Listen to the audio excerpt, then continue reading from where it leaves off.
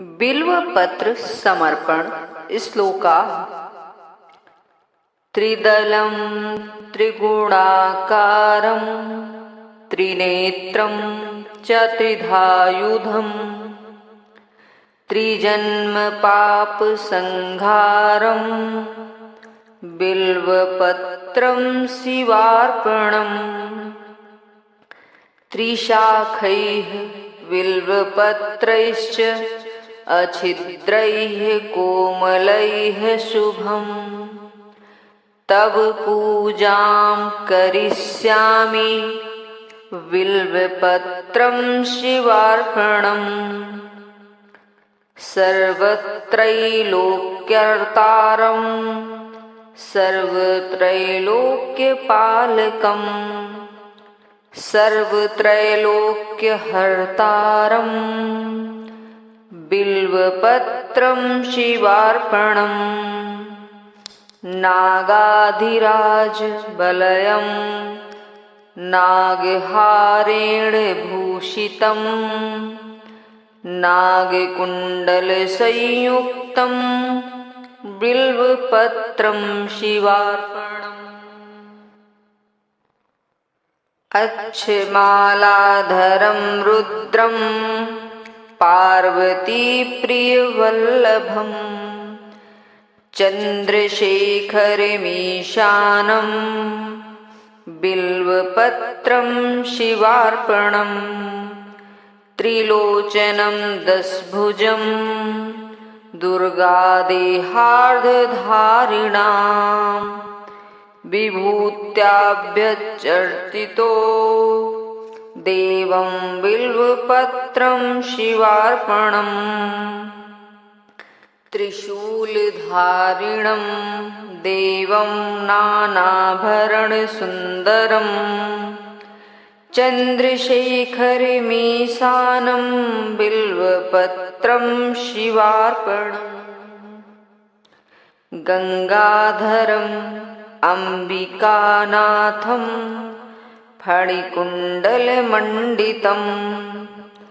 कालकालं गिरीशं च बिल्वपत्रं शिवार्पणम्। शुद्ध स्फटिकशङ्कासं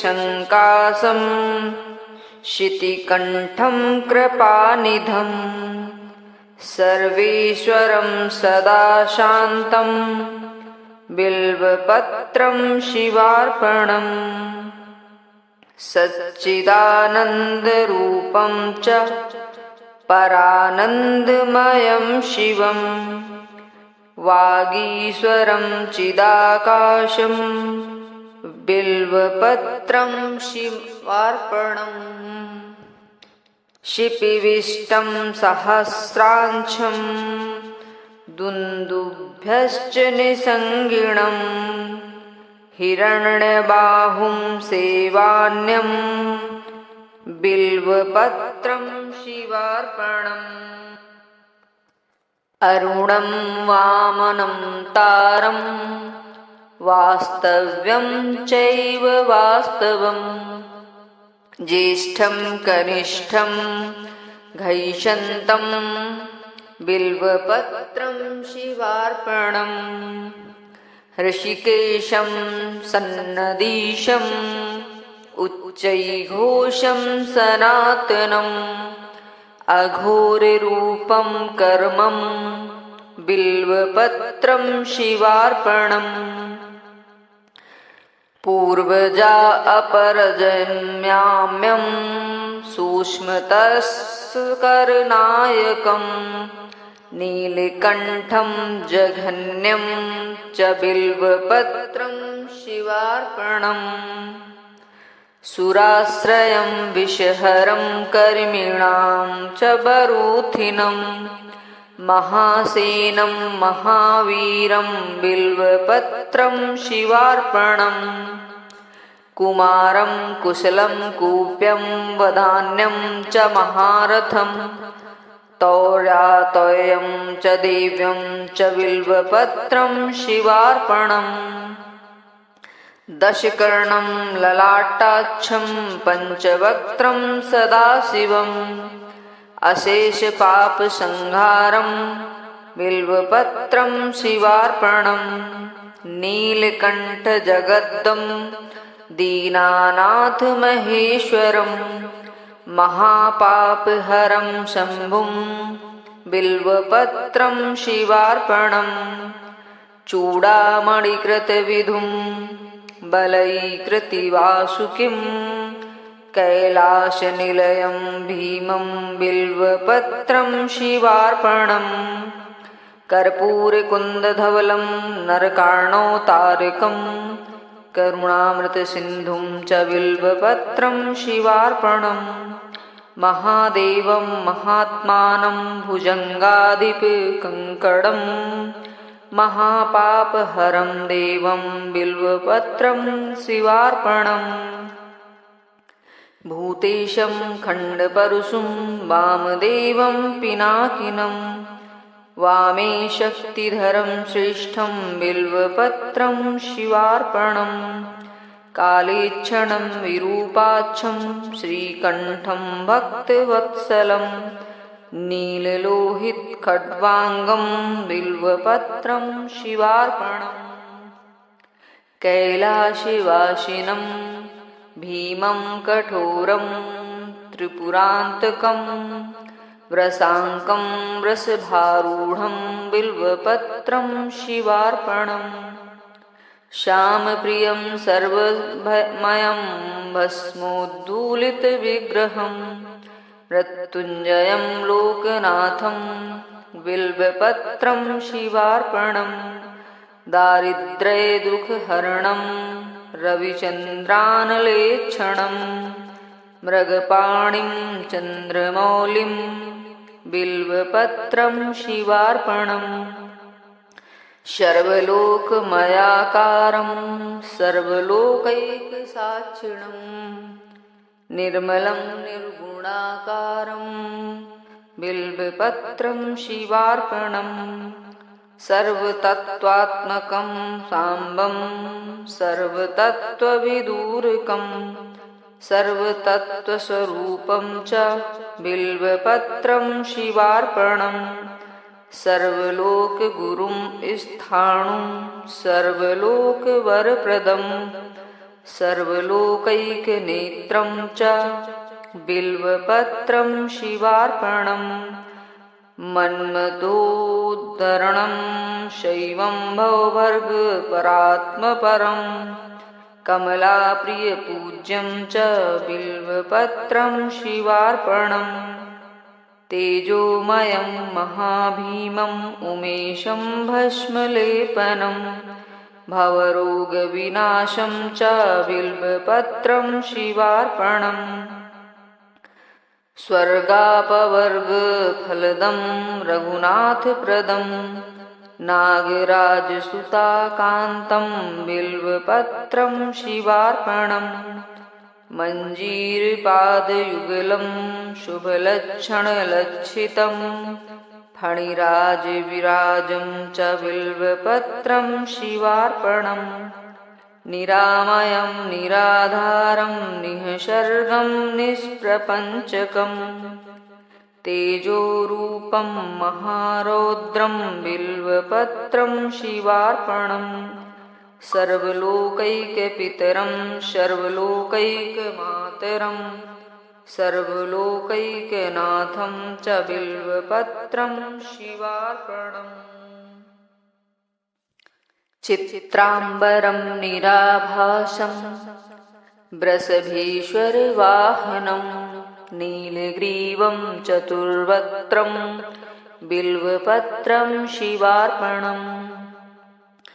रत्नकञ्चुकरत्नेशं रत्नकुण्डलमण्डितं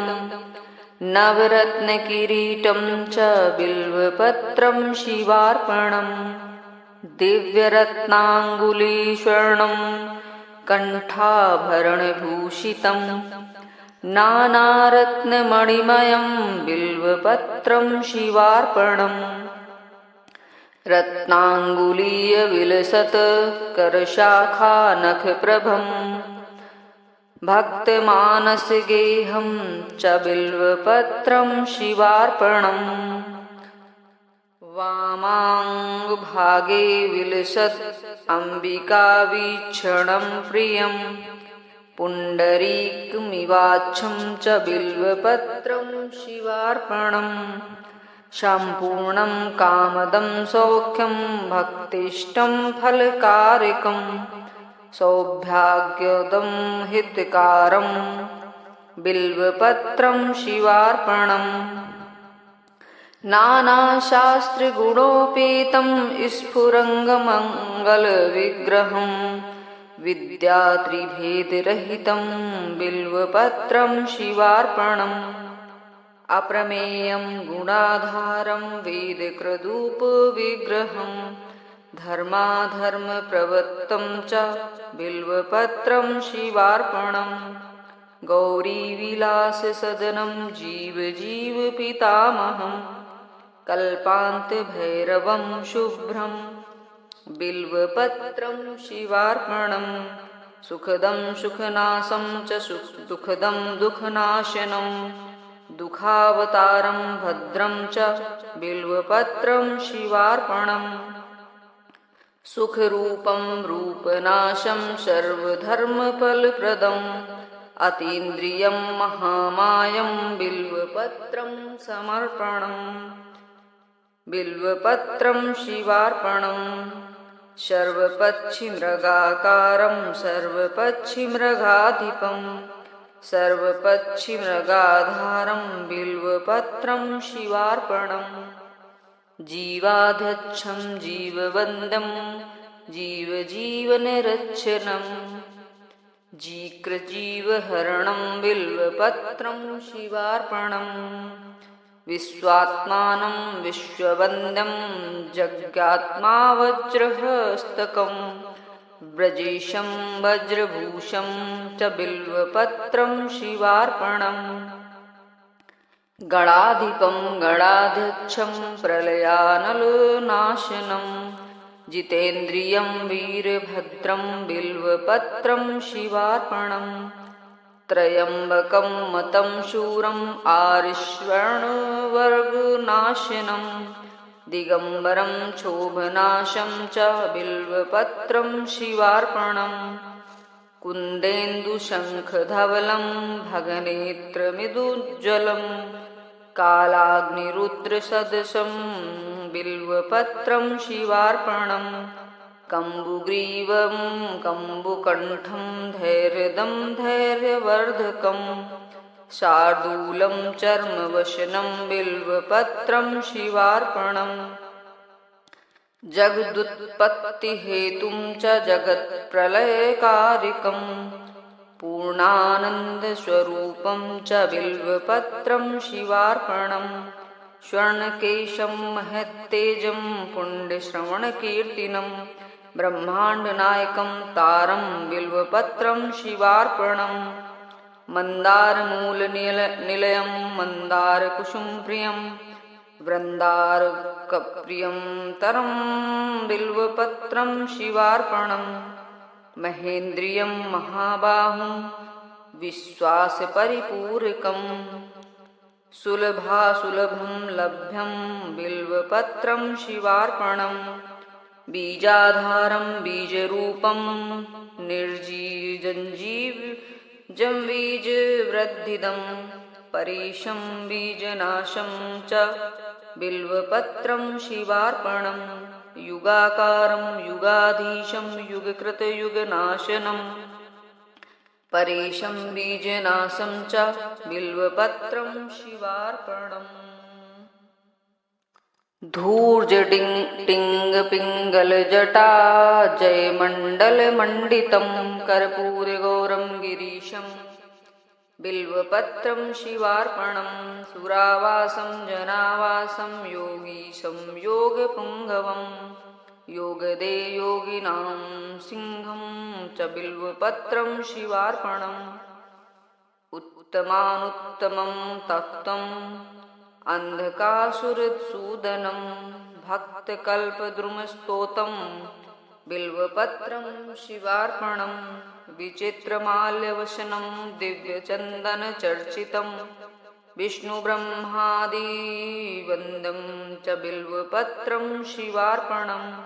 कुमारं पितरं देवं स्थितचन्द्रकलानिधिं ब्रह्मसत्यं जगन्भिन्नं बिल्वपत्रं शिवार्पणम् लावण्यमधुराकारं करुणारसवारिधिं भ्रुवोर्मध्ये सहस्रार्ची बिल्वपत्रं शिवार्पणं जटाधरं पासिकाक्षं ऋछेश्यं भूमिनायकं कामदं सर्वदागम्यं बिल्वपत्रं शिवार्पणं शिवं शान्तम् उमानाथं महाध्यानपरायणं ज्ञानप्रदं कृत्तिवासं बिल्वपत्रं शिवार्पणं वासुक्युर्ग्रहारं च लोकानुग्रहकारणं कोटिकन्यामहादानं बिल्वपत्रं शिवार्पणं शशाङ्कधारिणं गर्भं सर्वलोकैकशङ्करं शुद्धं च शाश्वतं नित्यं बिल्वपत्रं शिवार्पणम् शरणागतदीनार्थ परित्राणपरायणं गम्भीरं वक्टाकारं बिल्वपत्रं शिवार्पणं भोक्तारं भोजनं भोज्यं जेतारं जितमानसं करणं कारणं विष्णुं बिल्वपत्रं शिवार्पणं क्षेत्रज्ञं क्षेत्रपालं च पराथैकप्रयोजनं व्योमकेशं भीमवेशं बिल्वपत्रं शिवार्पणं भवद्घ्नं करुणोपेतं छोदिष्टं यमनाशिकं हिरण्यगर्भं हेमाङ्गं बिल्वपत्रं शिवार्पणं दक्षं चामुण्डजनकं मोक्षदं मोक्षनायकं हिरण्यदं हेमरूपं बिल्वपत्रं शिवार्पणम् महाश्मशाननिलयं प्रच्छन्नं स्फटिकप्रभं वेदाश्वं वेदरूपं च बिल्वपत्रं शिवार्पणं स्थिरं स्वधर्मनाथं ब्राह्मण्यं चाश्रयविभुं जगन्निवासं प्रथमं बिल्वपत्रं शिवार्पणं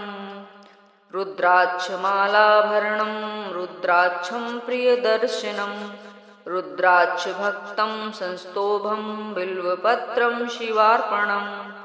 फणीन्द्रविलसत्कुण्ठं भुजङ्गाभरणप्रियं दच्छाधरविनाशं च बिल्वपत्रं शिवार्पणं नागेन्द्रविलसत्कर्णं महेन्द्रवलाव्रतं मुनिं वन्दं मुनिं श्रेष्ठं बिल्वपत्रं शिवार्पणम् मृगेन्द्रचर्मवसनं मुनीनामेकजीवनं सर्वदेवादिपूज्यं च बिल्वपत्रं शिवार्पणं निधनेशं धनाधीशम् अपमृत्युविनाशनं लिङ्गमूर्ति आलिङ्गात्मं बिल्वपत्रं शिवार्पणं भक्तकल्याणं दं दस्तं वेदवेदान्तसंस्तुतं कल्पकृत्कल्पनाशं च बिल्वपत्रं शिवार्पणं घोरपातकदावाग्निं जन्मकर्मविवर्जितं कपालमालाभरणं बिल्वपत्रं शिवार्पणम् मातङ्गचर्मवसनं विरदं पवित्रधारकं विष्णुक्रान्तम् अनन्तं च बिल्वपत्रं शिवार्पणं यज्ञकर्मफलाध्यक्षं यज्ञविघ्नविनाशकं यज्ञेशं यज्ञभोक्तारं बिल्वपत्रं शिवार्पणं कालाधीशं त्रिकालज्ञं दुष्टनिग्रहकारकं योगीमानसपूज्यं च बिल्वपत्रं शिवार्पणं महोन्नतं महाकायं महोदरमहाभुजं महावक्रं महावृद्धं बिल्वपत्रं शिवार्पणं सुनेत्रं सुललाटं च सर्वभीमपराक्रमं महेश्वरं शिवतरं बिल्वपत्रं शिवार्पणं समस्तजगदाधारं समस्तगुणसागरं सत्यं सत्यगुणोपेतं बिल्वपत्रं शिवार्पणं माघकृष्णचतुर्दश्यां पूजार्थ च जगद्गुरुं दुर्लभं सर्वदेवानां बिल्वपत्रं शिवार्पणं तत्रापि दुर्लभमन्ये नभो मासे दुवासरे प्रदोषकाले पूजां च बिल्वपत्रं शिवार्पणं सालग्रामेषु विपाणां तटोके शतकूपयोः कोटिकन्या महादानं बिल्वपत्रं शिवार्पणं दर्शनं बिल्ववृक्षस्य स्पर्शनं पापनाशनम् अघोरपापसंहारं बिल्वपत्रं शिवार्पणं तुलसी बिल्व निर्गुणी जम्बीरमलकन्तथा पञ्चबिल्वमितिख्यातं बिल्वपत्रं शिवार्पणम् अखण्डैः बिल्वपत्रैश्च पूजयेच्छिवशङ्करं मुच्यते सर्वपापेभ्यो सर्वबिल्वपत्रं शिवार्पणम् सालंकृता शतावृत्या कन्याकोटिसहस्रकं साम्राज्यं पृथिवीदानं बिल्वपत्रं शिवार्पणम् 10 कोटितुरंगानाम् अश्वमेधं सहस्रकं सवत्सधेनुकोटीनां बिल्वपत्रं शिवार्पणम् चतुर्वेदी सहस्राणि भारतादिपुराणकं साम्राज्यं पृथ्वीदानं बिल्वपत्रं शिवार्पणम् सर्वरत्नमयं मेरुकाञ्चनं दिव्यवस्त्रकं तुलाभागं शतावृत्तं बिल्वपत्रं शिवार्पणम् अष्टोत्तरशतं बिल्वं योऽर्चेत् लिङ्गमस्तके अथवोक्त वदेस्तु बिल्वपत्रं शिवार्पणम् काशीक्षेत्र निवासी च कालभैरवदर्शनम् अघोरपापसंहारं बिल्वपत्रं शिवार्पणम् अष्टोत्तरशतैः श्लोकैः स्तोत्राद्यैः पूजयेत् तथा त्रिसन्ध्यं मोक्षं वाप्नोति बिल्वपत्रं शिवार्पणम् दन्तिकोटिसहस्राणां भूहिरण्यं सहस्रकं सर्वं कृतमयं पुण्यं बिल्वपत्रं शिवार्पणम् पुत्रपौत्रादिभोगं च सुप्तवाचात्र यथोक्षिप्तम् अन्तं च शिवसायुज्यं बिल्वपत्रं शिवार्पणम् विप्रकोटिसहस्राणां वित्तदानां च यत्फलं तत्फले प्राप्नुयात् सत्यं बिल्वपत्रं शिवार्पणम् त्वन्नं कीर्तनं तद्वत् तव पाम्बुसेवनं जीवन्मुक्तो भवेत् नित्यं बिल्वपत्रं शिवार्पणम् अनेकदानफलदम् अनन्तसुकृतादिकं तीर्थयात्रिकादिकं पुण्यं बिल्वपत्रं शिवार्पणम् त्वं मा पालय सर्वत्र पदध्यानं कृतं तव भवनं साङ्करं नित्यं बिल्वपत्रं शिवार्पणम् फलश्रुति एक काले पठे नित्यं सर्वशत्रुविदारणं द्विकाले च पठे नित्यं बिल्वपत्रं शिवार्पणम् एकैक बिल्वपत्रेण कोटि यज्ञफलं लभेत् महादेवस्य पूजार्थं बिल्वपत्रं शिवार्पणम् अमृतोदयवृक्षस्य महादेवप्रियस्य च कण्टकाघातात्कण्टकेभ्यो बिल्वपत्रं शिवार्पणम् त्रिकाले यः पठे नित्यं मनोवाञ्छं फलप्रदम् अचिरात् कार्यसिद्धिं च लभते नात्र संशयः एक कालं द्विकालं च त्रिकाले यः पठे नरः लक्ष्मी प्राप्ति शिवावासं शिवेन सह मोदते कोटि जन्म कृतं पापं स च तेन विनश्यति सप्त जन्म कृतं पापं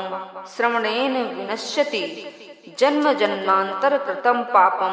पठनेन विनश्यति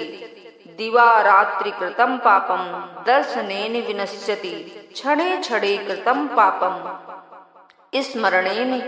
विनश्यति पुस्तकं धारेत् देहि आरोग्यम दुख नाशनम शिवार्पणमस्तु। इसके बाद हाथ में जलाच्छतादि लेकर बोले अनेन अष्टोत्तरशत बिल्वपत्रार्पण कर्मणा सांब सता शिवदेवता प्रीयतां नमः। ओम भूयसी दक्षिणादानम ओम विष्णु 3 ओम विष्णु अद्य इत्यादि देशकालो संकीर्ते भरद्वाजगोत्रे शर्मा अहम् अष्टोत्तरशतबिल्वपत्रार्चने शाङ्गगोपाङ्गफलावाप्तये मनसोपकल्पितदक्षिणां नानानां गोत्रेभ्यो ब्राह्मणेभ्यो पृथक् पृथक् दातुम् अहम् उत्सृजे। ॐ शां सदाशिवाय नमः। ॐ नमः शिवाय।